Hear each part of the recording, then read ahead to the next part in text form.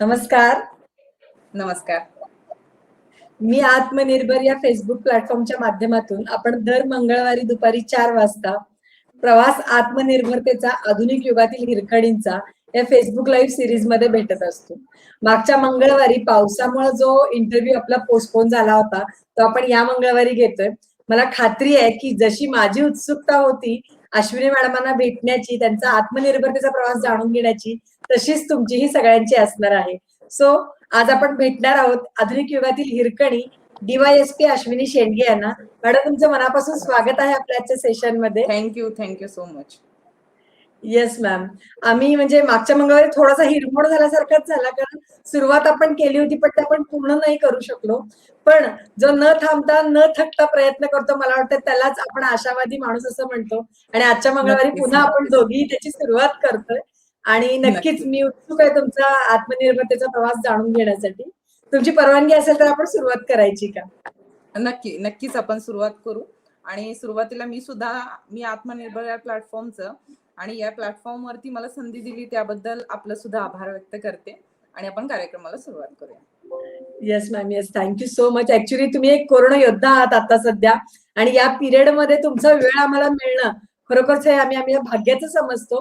कारण सामान्य नागरिक हा नेहमीच प्रश्न उत्तरांमध्ये अडकलेला असतो, शंका कुशंकांमध्ये अडकलेला असतो की नेमकं प्रशासन काय करतंय. मग प्रशासन असतील, डॉक्टर्स असतील, पोलीस असतील, जे आता सध्या गेले 2 वर्ष म्हणजे मला वाटतं गेल्या 1 वर्षभर आपण कोरोनाशी लढतोय. आणि मला खात्री आहे की आपण या संघर्षामध्ये नक्कीच विजयी होऊ.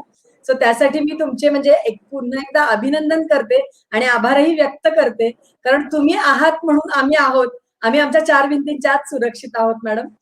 तर या पूर्ण प्रवासाला सुरुवात करत असताना असं म्हणतात नेहमीच की बालपणामध्ये आपण फार चांगल्या पद्धतीनं घडतो, बाळाचे पाय पाळण्यात दिसतात, आपण ऐकत आलेलो आहोत आतापर्यंत. तर तुमच्या बालपणाविषयी ऐकायला आम्हाला नक्की आवडेल. नक्कीच. माझ्या बालपणाचं सांगायचं झालं तर माझं प्राथमिक शिक्षण जे आहे ते झरे, तालुका आटपाडी, जिल्हा सांगली याच्या जिल्हा परिषदेच्या प्राथमिक शाळेमधून 4थी पर्यंत शिक्षण झालेलं आहे मराठी माध्यमातून. 5वी ते 10वी माझं जवाहरलाल नेहरू विद्यालय झरे, तालुका आटपाडी, जिल्हा सांगली या ठिकाणून झालं होतं 10वी पर्यंत शिक्षण. माझे वडील सुद्धा शिक्षक आणि मला ते विज्ञान आणि गणित विषय शिकवायचे, खास करून मी ते नमूद करेन. आणि 11वी-12वी माझं विवेकानंद कॉलेज कोल्हापूर येथून शिक्षण झालं. त्यानंतर मी इंजिनिअरिंगची पदवी घेतलेली आहे गव्हर्नमेंट ऑटोनॉमस इन्स्टिट्यूट नांदेड या ठिकाणाहून. आणि 2014ला माझं BTech electronics and telecommunication complete झाल्यानंतर स्पर्धा परीक्षेच्या क्षेत्रात उतरले आणि तिथपासूनच्या प्रवासात पहिल्या टप्प्यामध्ये आणि पहिल्याच प्रयत्नामध्ये मी DYSP पदावरती सिलेक्ट झाले आणि आता सध्या मी DYSP पदावर कार्यरत आहे तासगाव, जिल्हा सांगली. वा, अगदी पहिल्याच प्रयत्नात स्पर्धा परीक्षा पास होणं आणि म्हणजे सातत्यानं असं आपण म्हणतो की स्पर्धा परीक्षा पहिल्या प्रयत्नात पास व्हायला बरेच प्रयत्न म्हणजे बराच कष्टदायक प्रवास करावा लागतो, अभ्यास करावा लागतो. आणि ज्या अर्थी तुम्ही पहिल्याच प्रयत्नात पास झाला त्या अर्थी मला वाटतं तुम्ही एक ब्रिलियंट आणि सिन्सिअर स्टुडंट असणार आहे तुमच्या शालेय जीवनामध्ये. तर शालेय जीवनाचा अनुभव कसा सांगाल तुम्ही तुमचा? ब्रिलियंट असं म्हणण्यापेक्षा मला अभ्यासाची पहिल्यापासून आवड होती. अभ्यास फार वेळ करायचे अशातला भाग नव्हता, पण जो अभ्यास करायचे तो मन लावून करायचे आणि त्याच्यातून मला यश मिळत गेलं. 5वी मधला माझा एक छोटासा किस्सा आहे, मला तो सांगायला आवडेल. 5वी मध्ये इयत्ता 5वीत असताना मला 95% मार्क्स मिळाले होते आणि मी माझ्या वर्गामध्ये पहिली आली होती. त्याचबरोबर मी 5वी ते 10वी पर्यंतच्या पूर्ण महाविद्यालयामध्ये पहिला क्रमांक मिळवला होता. त्यावेळी माझे प्राचार्य होते RS चोपडे सर. त्यांनी एक खूप चांगली गोष्ट नमूद केली होती. त्यांनी असं म्हटलं होतं की पहिला नंबर मिळवणं पहिल्यांदा हे खूप अवघड आहे अशातला भाग नाही, पण तो नंबर सातत्यानं टिकवणं हे मात्र अवघड आहे आणि ते जमलं तर आणि तरच तू यशस्वी आहे असं आपण एक विद्यार्थी समजू. तर तो एक मनात चंग बांधलेला होता की मग आपण पहिल्यांदा जर नंबर मिळवतो आहे तर हा नंबर आपल्याला कंटिन्युअस टिकवायचा आहे. आणि मला सांगायला आवडेल आणि आनंद होईल की 5वी पासून इयत्ता 10वी पर्यंत तो मी नंबर माझ्या वर्गात आणि महाविद्यालयात म्हणजे सातत्याने प्रथम क्रमांकावरती राहिले होते. त्या एका म्हणजे इच्छेखातर म्हणू किंवा आपण त्याला उत्सुकता म्हणू आणि त्याच्यातूनच हे शक्य झालं होतं.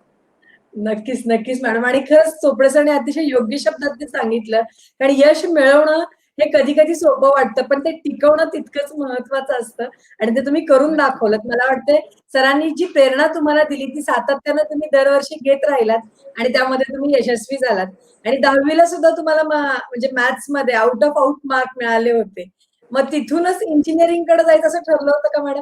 म्हणजे इंजिनिअरिंग आणि स्पर्धा परीक्षा ह्या दोन्हीचा कुठं मेळ बसला किंवा स्पर्धा परीक्षाकडे वळावं असं तुम्हाला का वाटलं? 10वी मध्ये गणितामध्ये पैकीच्या पैकी मार्क्स मिळवण्यापाठीमागं एक म्हणजे तोही एक छान गमतीशीर किस्सा आहे. वडील भूमिती हा विषय शिकवायचे आणि वडील भूमिती हा विषय शिकवत असताना मला एक उत्सुकता कायम असायची, की ते पुस्तक न घेता शिकवायचे. म्हणजे उदाहरणं जरी सांगायची झाली, तरी ते उदाहरणं क्रिएट करायचे आणि त्या उदाहरण देऊन वर्गामध्ये ते सोडवून घ्यायचे. मला नेहमी उत्सुकता असायची, की हे कसं शक्य आहे? पण ती त्यांची कमांड होती, त्यांच्या विषयावरती असणारे प्राबल्य होतं आणि ती गोष्ट माझ्या मनात नेहमी होती, की मग असं जर प्राबल्य आपल्याला जर टिकवायचंय म्हणजे त्या विषयात आपल्याला पैकीच्या पैकी मार्क्स मिळवायचे आहेत.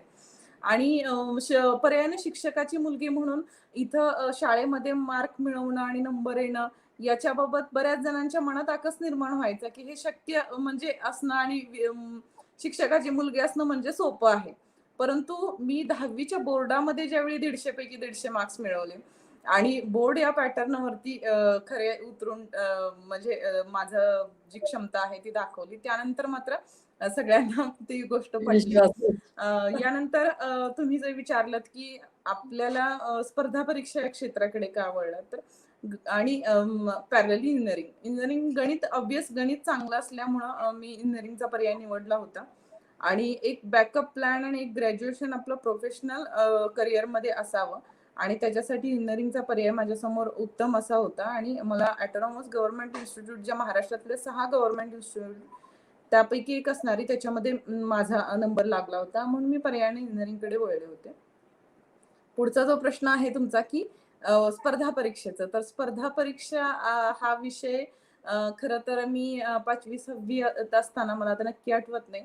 पण त्यावेळी आपल्या सांगली जिल्ह्याच्या कलेक्टर मनीषा म्हैसकर मॅडम होत्या आणि हो. मनीषा म्हैसकर मॅडमचा खूप चांगलं काम प्रत्येक गावागावामध्ये पोहोचलं होतं. खास करून आटपाडी, जत, कवठेमंकाळ हा जो दुष्काळग्रस्त टप्पा आहे, या भागामध्ये दुष्काळग्रस्त भागामध्ये सुद्धा वेगवेगळ्या पाणी प्रश्नांच्या संदर्भामध्ये त्यांच्या जे काम होतं आणि ते तळागाळापर्यंत पोहोचलं होतं. त्याच्यातून एक कलेक्टर मॅडम आहेत आणि तो हा बदल घडवू शकतात.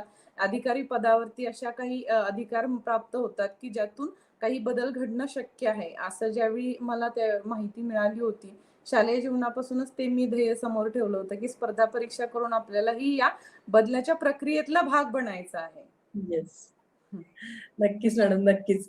आणि मग त्यानंतर प्रशासकीय सेवेत काम करून जसं तुम्ही म्हणाल, की समाज परिवर्तन करायचं असेल, तर त्या बदलाचा एक भाग व्हावा लागतो आणि म्हणून तुम्ही प्रशासकीय सेवेकडे वळालात.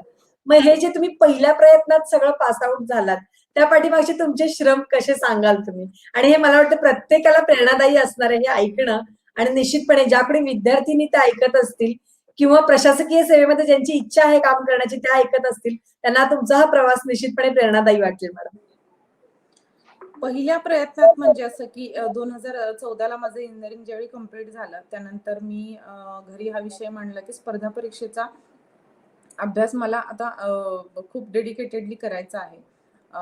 जो आपला जॉबचा विषय आहे, तो 1 वर्ष थोडासा बाजूला ठेवून स्पर्धा परीक्षेचा अभ्यास मी मन लावून करते. याच्यातून आउटपुट मला नक्की मिळेल याची खात्री आहे. कारण की जे स्वप्न आतापर्यंत आपण बघत आलेलो असतो, त्याच्यासाठी आपला 100% प्रयत्न करणं आणि त्याच्यासाठी तेवढा वेळ देणं हेही महत्त्वाचं आहे. यानंतर घरी माझं वडिलांशी, आई-वडिलांशी, बहीण-भावांशी म्हणजे सगळ्यांशी डिस्कशन झाल्यानंतर 1 वर्ष सातत्यानं अभ्यास करायचा डिसिजन घेतला.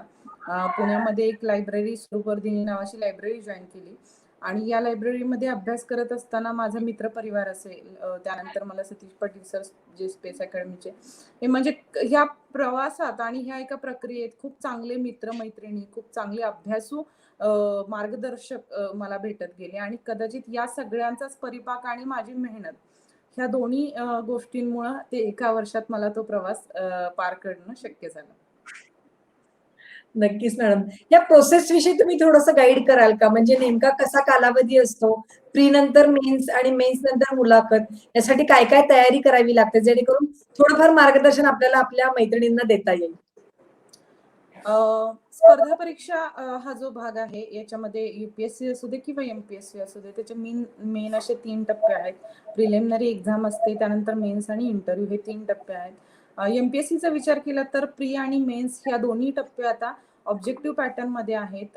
4 पर्यायांपैकी 1 पर्यायाची निवड करायची असते, अशा पद्धतीचा आहे. आणि इंटरव्ह्यूला तुम्हाला तुमच्या पर्सनॅलिटी डेव्हलपमेंट वरती आणि पर्सनॅलिटी टेस्टिंग होत असते, तुमची ओपिनियन टेस्टिंग होत असते. ऍडमिनिस्ट्रेटिव्ह म्हणून तुम्ही कसं काम कराल याचं एक जजमेंट थोडक्यात म्हणजे इंटरव्ह्यूची स्टेज असते. या तिन्ही टप्प्यांचा विचार केला तर प्रिलिमिनरीचा हा टप्पा खूप महत्वाचा असतो, कारण की प्रिलिम जर क्लिअर झाली तर आणि तरच तुम्ही मेन्सला पोहोचता. त्यानंतर मेन्सचा महत्वाचा टप्पा जो आहे ऑब्जेक्टिव्ह आहे, पण मराठी आणि इंग्लिश हे 2 विषय असे आहेत की ज्याच्यामध्ये तुम्हाला सब्जेक्टिव्ह पॅटर्न पण आहे, तुम्हाला त्याच्यामध्ये 50-50 मार्क्स रायटिंग पण आहे.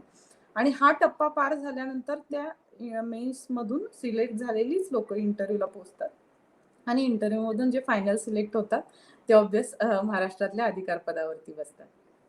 येस, नक्कीच मॅडम. आणि मला वाटतं तुमचं पोस्टिंग सुरुवातीलाच पोलीस उपनिरीक्षक म्हणून झालंय पासिंग झाल्यानंतर. थोडस क्लिअर करेन, पोलीस उपअधीक्षक म्हणून. म्हणजे बऱ्याच जणांना आपल्याला ह्या गोष्टी माहित नसतात की पोलीस मध्ये बऱ्याच रँकिंग आहेत. म्हणजे जसं आपल्याला तहसीलदार किंवा डेप्टी कलेक्टर हे डेझिग्नेटेड पद लगेच लक्षात येतात, त्या पद्धतीनं पोलिसांमधली जी पदं आणि त्याची रँकिंग थोडीशी किचकट आहे. PSI आता तुम्ही जे पोलीस उपनिरीक्षक म्हणाला त्याची सुद्धा डायरेक्ट एक्झाम होते आणि डायरेक्ट आणि डिपार्टमेंट अशा दोन्ही थ्रू PSI ही पोस्टिंग होते. ती क्लास 2 पोस्ट आहे आपल्यातली. आणि DYSP ही डायरेक्ट DYSP ही क्लास 1 पोस्ट आहे आणि ही MPSC मधून as equal to deputy collector असणारी ह्या रँकची ही पोस्ट आहे. याच्यामध्ये तुमचं ग्रामीण भागामध्ये जर पोस्टिंग झालं तर तुम्हाला SDPO म्हणजे सब डिव्हिजनल पोलीस ऑफिसर म्हणून गणलं जातं, आणि शहरी भागामध्ये म्हणजे कमिशनरेटमध्ये जर तुमची पोस्टिंग झाली तर ACP assistant commissioner of police म्हणून तुम्हाला तिथं ओळखलं जातं.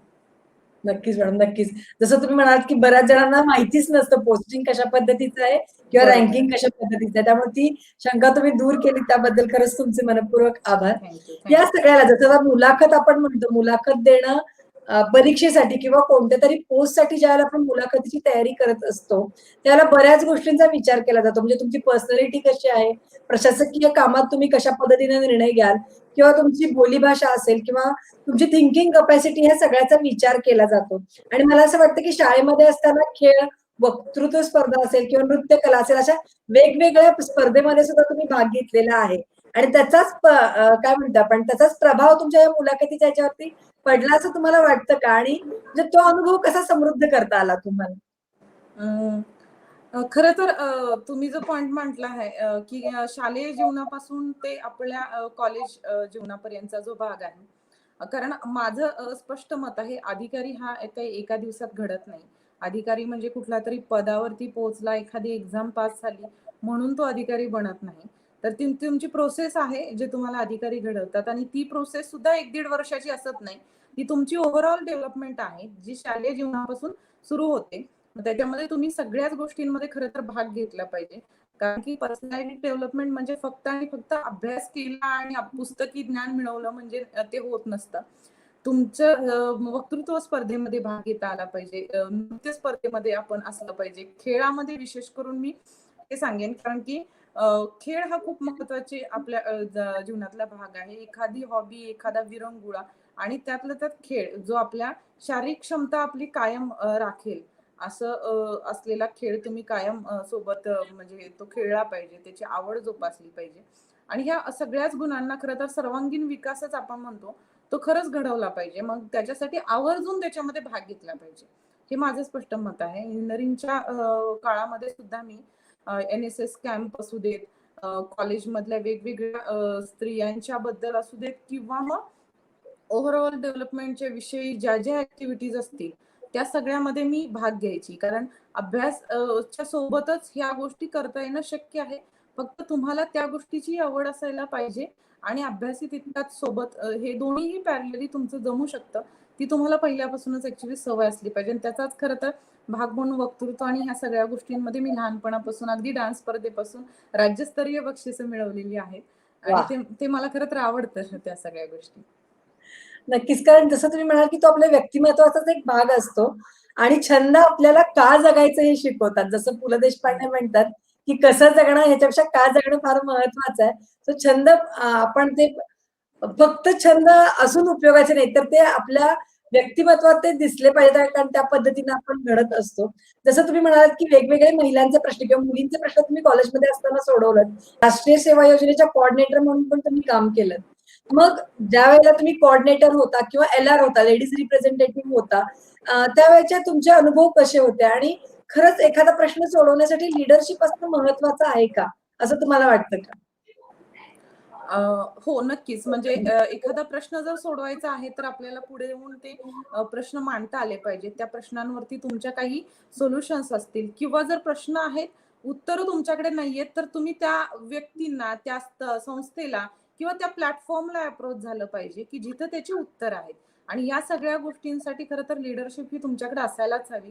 कारण बरेच असे प्रश्न असतात, जे प्रत्येकालाच ते मांडता येत नाही. बरेच जणांच्या आपापल्या वैयक्तिक अडचणी असतात, जे त्यांना त्या गोष्टी मांडता येत नाहीत. मग अशा वेळेला एखाद्या लीडरची नक्कीच गरज असते, की जे त्या व्यक्तीचा प्रश्न, त्या घटकाचा प्रश्न हे आपला प्रश्न समजून तितक्याच आत्मीयतेने मांडेल आणि त्याच्यावरती उत्तर शोधेल. नक्की. नक्कीच, नक्कीच मॅडम. काही असे प्रसंग सांगू शकाल का तुम्ही एल-आर असतानाचे किंवा एन-एस-एसचे कोऑर्डिनेटर होता त्यावेळेला काही प्रश्न आपण सोडवलेत असे? अ, एल-आर असतानाचा एक विषय असा होता, की बऱ्याच जणांना कॉलेजच्या जीवनामध्ये असं होतं, की कोणीतरी आपल्याला टीज केलं, कोणीतरी काहीतरी कमेंट पास केल्या आणि बऱ्याच वेळा असं असतं, की आपली हिंमत होत नाही आपल्याला कुणाला तरी प्रतिकार करण्याची, बोलण्याची, उत्तरं देण्याची आणि त्या सगळ्या गोष्टी आपण गप्प बसून सहन करत असतो. बऱ्याच वेळा मला ही गोष्ट जाणीव झाली, की मुलींकडे पाहिजे तेवढा खरं तर ती मुळातच खूप मी म्हणेन, की ताकदवान आहे. म्हणजे स्त्री आणि कोमल फूल ज्या उपमा आहे त्या हे अगदी म्हणजे हे आहेत. कारण मी ज्यावेळी माझी फिजिकल कॅपॅसिटी आमची टेस्ट ज्यावेळी होते, ज्यावेळी 1-1 वर्ष आमचं फिजिकल ट्रेनिंग होतं आणि ते खूप खरं तर खडतर ट्रेनिंग असतं. आणि या ट्रेनिंगच्या मध्ये आपली फिजिकल लेव्हल खूप स्ट्रेच केल्यानंतर सुद्धा आपण तेवढ्याच क्षमतेने पुरुषांच्या बरोबर आपल्या कलीग ऑफिसर्सच्या, मेल ऑफिसर्सच्या बरोबर आपण रोज पण 5-5 किलोमीटर धावणं असू दे, ज्यावेळी 40-40 किलोमीटर वॉकिंग असू दे, ह्या सगळ्या गोष्टी हॉर्स रायडिंग असू दे, फायरिंग असू दे, अत्याधुनिक सगळ्या वेफनचे फायरिंग म्हणजे मिलिटरी मधल्या सगळ्या आतापर्यंत रॉकेट लॉन्चरसह मी सगळं फायर केलेलं आहे. वाह! तर हे सगळं आपल्याला करता येऊ शकतं. म्हणून ती कोमलतेची उपमा आणि ह्या सगळ्या गोष्टी ह्या खरं तर नंतर तयार केलेल्या गेलेल्या आहेत, असं मला वाटतं तिला एखाद्या कोशात ठेवण्यासाठी. तर लेडीज रिप्रेझेंटेटिव्ह असताना आम्ही एक गोष्ट अशी जाणवली होती, की ज्याला ज्याच्यात आवड आहे ती करता येऊ शकेल. तर ते शारीरिक क्षमता आपली नीट ठेवण्यासाठी एक लाठी प्रशिक्षण आणि कराटे प्रशिक्षण हे एन-एस-एस अंतर्गत आम्ही कॉलेजमध्ये चालू केलं. तर ज्या मुलींना इच्छा आणि आवड आहे, त्या सकाळी 6:00-6:30 पासून त्याच्यामध्ये भाग घ्यायच्या. जिमची आम्ही सुरुवात केलेली होती, की ती लेडीजसाठी एक सेपरेट अवर सुद्धा असू दे का होईना. कारण त्या बऱ्याच जणी असतात, की ज्या लाजतात, ज्या नाही आपल्याला ह्या सगळ्या गोष्टीसाठी वेळ देऊ शकत किंवा तेवढं धाडस करत नाही. अशासाठी आम्ही लाठी प्रशिक्षण, कराटे प्रशिक्षण आणि जिम ह्या सगळ्या गोष्टी मी लेडीज रिप्रेझेंटेटिव्ह असताना आम्ही सुरू केल्या होत्या. तो एक किस्सा आठवतो आणि एन-एस-एसच्या ह्याच्यामध्ये एक खास करून गोष्ट नमूद करू वाटते, की गोदा जलदिंडी म्हणून एक प्रकल्प होता. म्हणजे माझं कॉलेज जे होतं ते गोदावरी नदीच्या किनारी आपल्या नांदेड हे वसलेलं असल्या कारणानं गोदावरी नदीच्या आजूबाजूला असणारी जी खेडी गावं आहेत आणि हे नदीचे खरं तर आत्मरक्षक आहेत. ते नदीचे रक्षक खूप जास्त आहेत. यांनी नदी प्रदूषित केली तर ती खूप जास्त होणार आहे. हे जर संरक्षक ठरले तर पर्यायानं नदी संरक्षण होणार आहे. आणि म्हणून त्या गावांमध्ये, नदीकाठच्या गावांमध्ये ही जागरूकता, ही संवेदना पसरवण्यासाठी गोदा जलदिंडी, कारण आपल्याकडे दिंडी हा खूप म्हणजे भावनेचा आणि तो आत्मीयतेचा आणि खूप असा आपण म्हणू की श्रद्धेचा विषय असतो. आणि तीच एक श्रद्धा गाव भागावरती घेऊन नदीला आपण सुद्धा देवता मानतो. आणि हीच एक संरक्षण, देवतेच आपल्या संरक्षण करायचं आहे. या पद्धतीनं दिंडीच्या मार्फतीनं आम्ही वेगवेगळे कीर्तन रूपांमधून, छोट्या-छोट्या पथनाट्यांमधून ती जलदिंडी आम्ही काढलेली होती. आणि याच्यामध्ये मुलींनी खरं खूप सहभाग चांगला नोंदवला होता. पथनाट्यांमध्ये एखादं नदीच्या बाबतीमध्ये एखादं काव्य असू दे, कथन असू दे, ह्या गोष्टी रंगवून सांगण्यामध्ये, गाव पातळीवरती लोकांना समजून सांगण्यामध्ये जेवढा मुलांचा सहभाग होता तेवढाच मुलींचा सहभाग. आणि खास करून मी हे नमूद करेन, कारण ही एक रेसिडेन्शियल कॅम्प होता, जो 7 ते 8 दिवस आम्ही वेगवेगळ्या गावांवरती नदीकाठच्या जाऊन राहत होतो, तिथलं कल्चर समजून घेत होतो, त्या लोकांसोबत राहून त्या गोष्टी पटवून देत होतो, आणि हे मुलींनी खूप चांगल्या प्रकारे केलं होतं. या दोन्ही गोष्टी मला सांगायला आवडेल. येस. नक्कीच मॅडम, नक्कीच. कारण सामाजिक परिवर्तन जर करायचं असेल तर त्या भागात जाऊन तिथले प्रश्न समजून घेणं फार महत्वाचं आहे. आणि जसं तुम्ही म्हणालात की हा एक संवेदनशील विषय आहे. सो अशा वेळेला काम करत असताना आपल्याला तेवढ्याच संवेदनशीलरित्या तो हाताळावा लागतो. आणि दुसरं म्हणजे शारीरिक संरक्षण, आपलं जे काही संरक्षण आहे ते करणंही तितकंच महत्वाचं आहे. सो दोन्ही गोष्टी मला वाटतं कॉलेज जीवनापासूनच तुमच्या डोक्यात होते की आपल्याला कशा पद्धतीनं नेतृत्व करायचंय आणि कशा पद्धतीनं मुलींना, महिलांना असेल किंवा आपल्या समाजाला परिवर्तनाच्या दिशेनं पुढे घेऊन जायचं आहे. फार सुंदर किस्से मॅडम तुम्ही दोन्हीही सांगितलेत. आणि जसं आपण म्हणतो की शाळा असेल, महाविद्यालयीन जीवन असेल, ह्या जीवनामध्येच आपल्या आयुष्याला एक म्हणजे महत्वपूर्ण वळण लागतं. मग ते आपल्याला एकतर घडवतं किंवा बिघडवतं. आणि मग ते कसं त्याला अप्रोच करायचं आणि कशा पद्धतीनं पुढे जायचं हे त्या वळणावरतीच मला वाटतं बऱ्याचदा अवलंबून असतं. सो तेच वळण अतिशय महत्वपूर्ण तुम्ही आपल्या विधायक कामासाठी वापरलं, तुमच्या इच्छेसाठी आणि तुमच्या छंदांसाठी वापरत आणि तुम्ही तुमचं क्षेत्र निवडलं. प्रशासकीय सेवेत आल्यानंतर पहिल्यांदाच तुम्हाला नक्षलवादी विभागामध्ये पोस्टिंग मिळाली. सो तो अनुभव कसा होता? आणि ते थरारक अनुभव ऐकायला मला निश्चितपणे आवडतील. प्रशासकीय याच्यामध्ये माझी पहिली पोस्टिंग जी झालेली होती ती भंडारा जिल्ह्यामध्ये पवनी डिव्हिजन मध्ये झालेली होती. आणि याच्यामध्ये 2 पोलीस स्टेशन माझे नक्षलग्रस्त अफेक्टेड होते, जे गोंदिया आणि गडचिरोलीच्या बॉर्डरला लागून पोलीस स्टेशन्स होते. आणि खूप असं स्ट्रॅटेजिक लोकेशन होतं. चंद्रपूर म्हणजे विशेष माझ्या डिव्हिजनला चंद्रपूरची, गोंदिया, गडचिरोली, नागपूर या 4ही जिल्ह्यांची, विदर्भातल्या 4ही मेन जिल्ह्यांची बॉर्डर होते.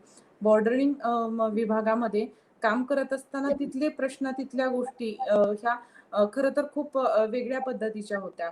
2 नक्षलग्रस्त अफेक्टेड पोलीस स्टेशन असल्यामुळं तिथं आम्हाला अगदी SOP फॉलो करायला लागायची. जंगल भाग खूप जास्त होता.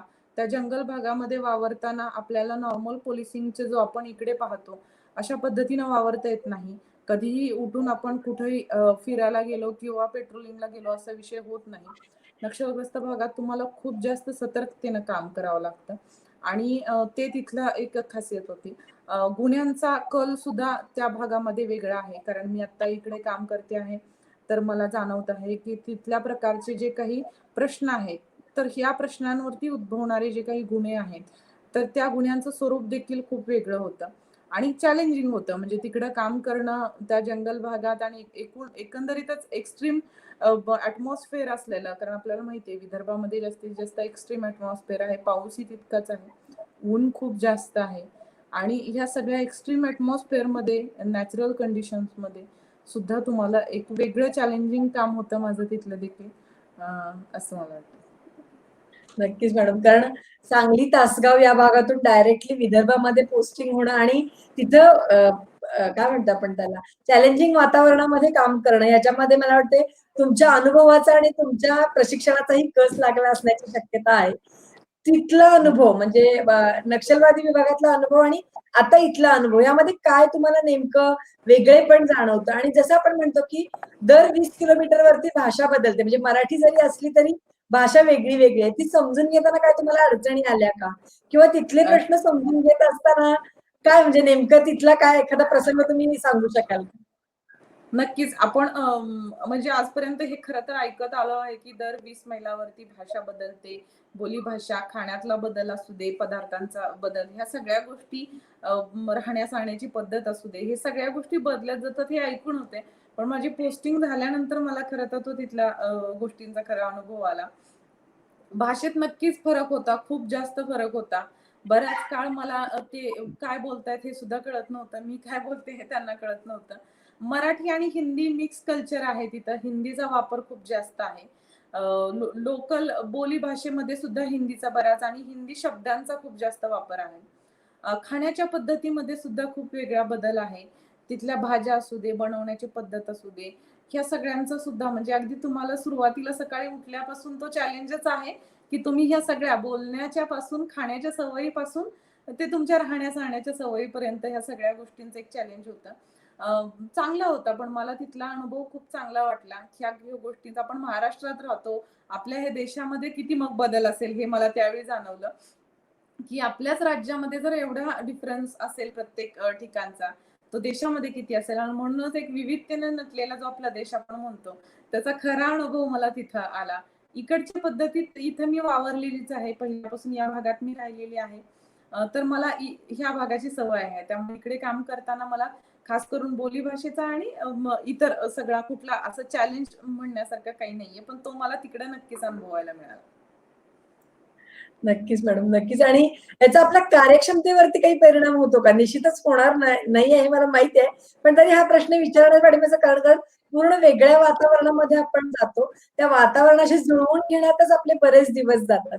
मग अशा वेळेला आपल्या कार्यक्षमतेवरती त्याचा काय परिणाम झाला का? कार्यक्षमतेवरती परिणाम मला वाटत नाही होतो. कारण की आपलं एक प्रशासनामध्ये आल्यानंतर ज्यावेळी माझं खरं तर प्रोबेशन होतं ते नांदेड जिल्ह्यामध्ये झालं होतं. त्या आधीही 1 वर्ष. त्यामुळे हे मनात होतं सतत आपल्या दर 2 वर्षांना बदल्या आहेतच. आपल्याला दर 2 वर्षानंतर प्रत्येक नवीन भागामध्ये जाऊन तिथल्या सगळ्या अडी-अडचणी आणि स्वतःच्या वैयक्तिक अडी-अडचणी या सगळ्यांना कोप करून आपल्याला तिथं चांगल्या पद्धतीनं कार्यक्षमतेनं काम करायचंय. हे पहिल्यापासून खरं तर मनात ठरवलेलंच असतं. ते प्रत्येकच अधिकाऱ्यांना जवळपास हे गोष्टींचं आकलन झालेलं असतं, की हे चॅलेंजेस येत राहणार आहेत आणि त्याला ओव्हरकम करून आपल्यावरती कामावरती परिणाम न पाडता आपल्याला काम चांगल्या पद्धतीने करायचं आहे. त्यामुळे मला वाटत नाही की तशी काही अडचण आली असेल किंवा कामावरती काही परिणाम झाला असेल. नक्कीच मॅडम, याची मला खात्रीच होती. कारण कसं असतं आपण घडत असताना म्हणजे ज्यावेळेला आपण ट्रेनिंग घेत असतो त्यावेळेला एक मानसिकताच आपली तयार होऊन जाईल, की कशीही परिस्थिती असली तरी मी पहिल्यांदा माझ्या कामाला प्रेफरन्स देईन आणि कार्य 100% जसं तुम्ही म्हणालात, की मी जे काही करेन ते मन लावून करेन. सो अडचणी कितीही आल्या तरी ते पूर्ण करणं आणि ते काम करणं हे आपल्यासाठी फार महत्वाचं असतं आणि ते तुमच्या प्रत्येक शब्दातून मॅडम ते जाणवतंय आम्हाला.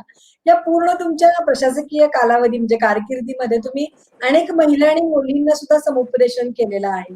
तर याविषयी तुम्ही काय सांगाल?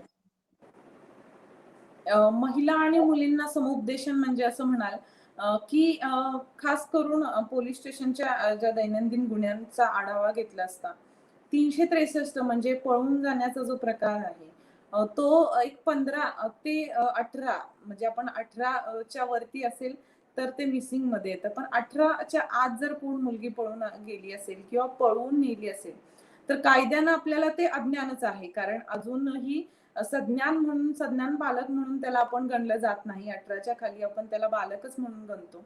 आणि म्हणून अशा वेळी ज्यावेळी 15 वयोगटाच्या वरती ज्यावेळी मुलींचं असं मिसिंगचं प्रमाण आहे, पळून जाण्याचं किंवा पळवून नेण्याचं, तर त्याच्यामध्ये बऱ्याच अंशी असं असतं की मुलींच्या योग्य वयामध्ये अजून समज आलेली नसते आणि अशा काळामध्ये कुठल्या तरी शालेय जीवन, कॉलेजचं जीवन आणि याच्यामध्ये प्रेम प्रकरण, भुरळ, आकर्षण म्हणा. तर ह्या सगळ्या गोष्टींमधून असं होत असतं, की ती कुठल्यातरी वेगळ्या वळणाला जाणं, कुठल्यातरी वेगळ्या वळणावरती काहीतरी समज गैरसमजातून हे झालेलं असतं. म्हणून मी खास करून ज्या ठिकाणी मी काम करत असताना असे प्रसंग उद्भवलेले आहेत, त्या मुलींना ज्या पळून गेलेल्या आहेत, पळवून नेलेल्या असू देत. तर त्या परतल्यानंतर किंवा त्यांना आम्ही ज्यावेळी फाइंड आउट करतो, त्यावेळी मी नक्की त्यांचं समुपदेशन करते, की हे ते वय नाही, की ज्याच्यामध्ये तुम्हाला ह्या सगळ्या गोष्टींची खरं तर जाण नाही आणि जाण नसताना आपण हे सगळं करतो. एखाद्या आपण इंटिमेशन म्हणू, आकर्षण म्हणू, ह्या गोष्टीसाठी आपण काहीतरी भाळलो जातो आणि त्याच्यामधून योग्य वळणावर न जाता चुकीची काहीतरी पावलं उचलतो आणि नंतर मग आपण समाजाला भीतो आणि अजूनच काहीतरी वेगळं टोकाचं पाऊल उचलतो. तर अशा अ, मुलींना म्हणा, अशा बालकांना म्हणा किंवा त्यांच्या आई-वडिलांना सुद्धा बऱ्याचदा आम्हाला समुपदेशन करावं लागतं. ती भूमिका सुद्धा आम्हाला निभवावी लागते. कारण बऱ्याच वेळा असं होतं, की आई-वडील सुद्धा खूप टोकाचं पाऊल यामध्ये असं उचलतात, की समाजाच्या आणि ह्या प्रतिष्ठेच्या दृष्टिकोनातून ते मुलांवरती किंवा स्वतःच्या बाबतीमध्ये असं एखादं टोकाचं पाऊल ते सुद्धा घ्यायला पुढे मागे बघत नाही. म्हणून या काळामध्ये खरं तर फक्त गुन्हा दाखल झाला, तो गुन्हा उकल केला आणि तो चार्जशीटच्या प्रोसेसमध्ये म्हणजे आमच्या रेग्युलर प्रोसेसमध्ये तो बाइंड न ठेवता पुढे जाऊन आम्ही मुलींना किंवा त्यांच्या पालकांना सुद्धा समुपदेशन नक्की करतो. आणि त्याच्यासाठी खरं तर भरोसा सेल नावाची सुद्धा आता महाराष्ट्र पोलीस शासनाने एक उपक्रम तो राबवला आहे, की भरोसा सेल म्हणून सुद्धा जिल्ह्याच्या ठिकाणी पोलीस स्टेशनच्या लेवलवरती अशा कक्षाची स्थापना केली, की जे समुपदेशन सुद्धा तुम्हाला करतात. नक्कीच मॅडम. म्हणजे पोलीस म्हणून जसं आम्ही लहान असताना पोलीस म्हटलं की आम्हाला भीती वाटायची. अजून सुद्धा प्रत्येक लहान घरात पोलिसांची भीती दाखवून बरीचशी कामं लहान मुलांच्याकडनं करून घेतली जातात आणि लहानपणापासूनच एक ती भीती मनात बसलेली असते. पण जसं तुम्ही हा शब्द वापरलात की भरोसा असेल, की पोलीस हा पण एक माणूसच आहे आणि संवेदनशीलरित्या काम सुद्धा करण्याची कार्यक्षमता त्यांच्यामध्ये आहे. सो या भरोसा सेलच्या माध्यमातून पुढचा गुन्हा कसा रोखता येईल. ठीक आहे, आता गुन्हा झाला, पण त्या गुन्ह्यातनं आपण सावरलो, पण पुढचा गुन्हा, भविष्यातले गुन्हे किंवा चुका कशा रोखता येईल यासाठी सुद्धा तुम्ही समुपदेशन करताय. म्हणजे त्यांना टाळणं, गुन्हा होण्यापासून टाळणं हे सुद्धा एक मला वाटतं महत्वपूर्ण कामगिरी या माध्यमातून पोलीस प्रशासन बजावत आहे असं नक्कीच म्हणायला हवं. मला आता या तुमच्या गेल्या 1 वर्षभराचा अनुभव निश्चितपणे ऐकायला आवडेल मॅडम. कारण कोरोनामुळे सगळ्याच जगाची परिस्थिती फार बिकट झालेली आहे आणि त्याचा प्रचंड भार हा शासकीय यंत्रणांवरती आलेला आहे. तर तुमचा गेल्या वर्षीचा अनुभव कसा होता आणि काय म्हणजे सामान्य नागरिकांनी नेमक्या काय-काय खबरदाऱ्या घेतल्या पाहिजेत किंवा कशा पद्धतीनं आपण या कोरोना नावाच्या संघर्षाचा किंवा संकटाचा सामना केला गेला पाहिजे? कारण अजूनही दुसरी लाट ओसरलेली नाहीये. बरेच जण संदिग्धावस्थेत आहेत. तर अशा वेळेला तुम्ही त्यांना काय मार्गदर्शन कराल? गेल्या वर्षभरापासूनच आपल्याला कोरोनाचं जे सावट आपल्या सगळ्यांवरती जे पसरलेलं आहे, पूर्ण जगावरती पसरलेलं आहे, त्यात आपल्या देशाची, महाराष्ट्राची, आपल्या जिल्ह्याची आणि गाव पातळीवरती अगदी आपली अवस्था जी आहे, ही खरं तर खूप आता याच्यावरती आपण विचार करण्याची, सगळ्यांनी खूप जबाबदारीने वागण्याची गरज आहे. कारण बऱ्याच वेळा आता तुम्ही पाहता आहे, की पोलीस यंत्रणा असू दे, ती खूप आपले आक्रमक आणि स्ट्रिक्ट भूमिकेत सध्या काम करतेच आहे.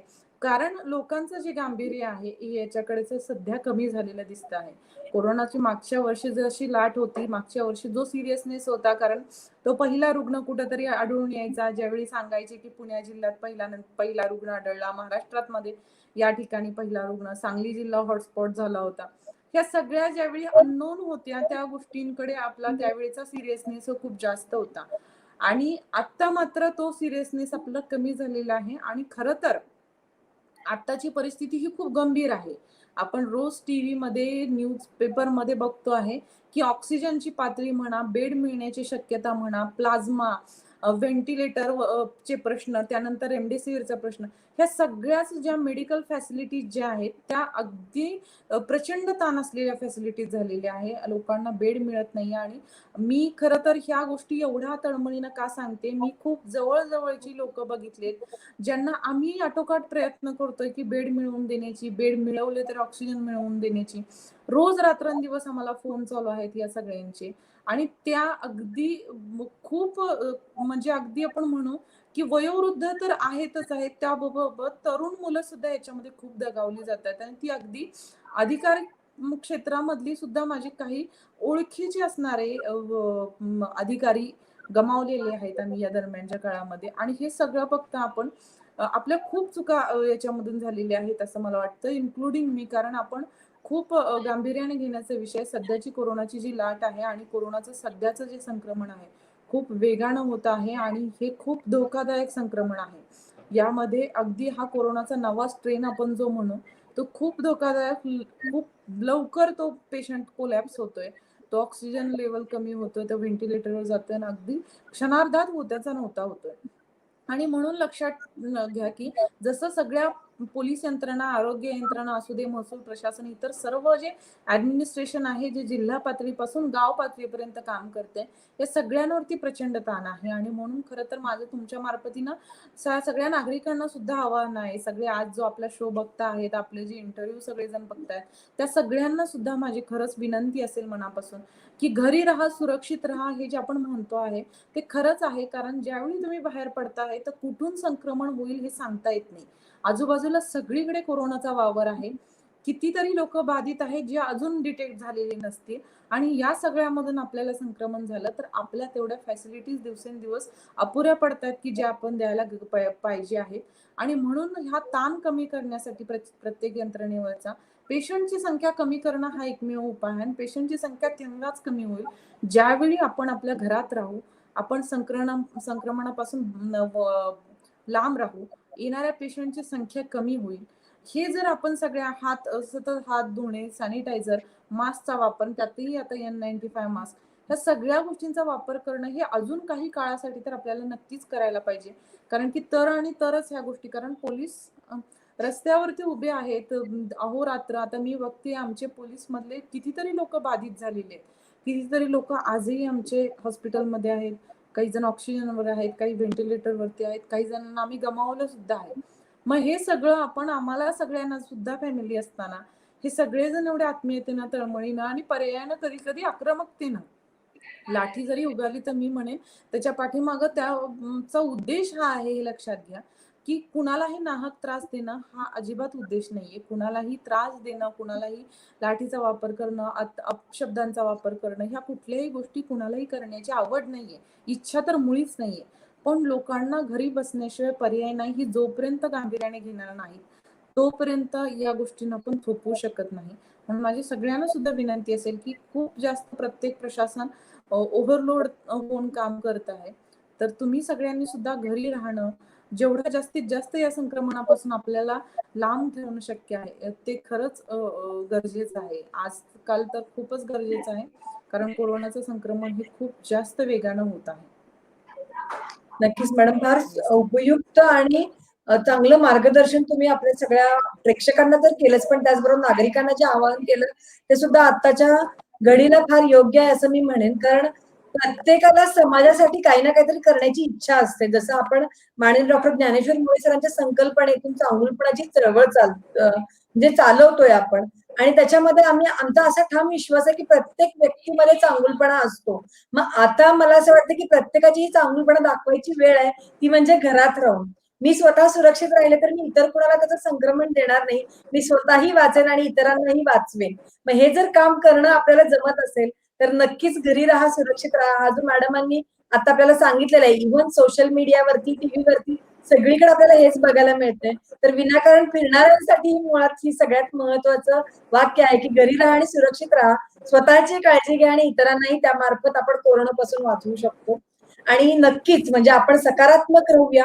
नक्कीच हा कोरोनाचा कहर ओसरेल.